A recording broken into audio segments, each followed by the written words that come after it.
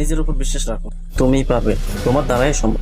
এই কথাটা যদি তুমি 100% মানতে পারো, তো তুমি মনে করো তোমার দ্বারা সফল হবে, তাহলে তুমি আজকেই শুরু করো। হতে পারে এটাই তোমার জীবন বদলে নিতে পারে। এই একটি ভিডিও তোমাকে অনুপ্রেরণা যোগাতে পারে, এই একটি ভিডিও তোমাকে সফলতার হাতছানি দেখাতে পারে। তাই আমি আবারও বলছি, নিজের উপর বিশ্বাস রাখো।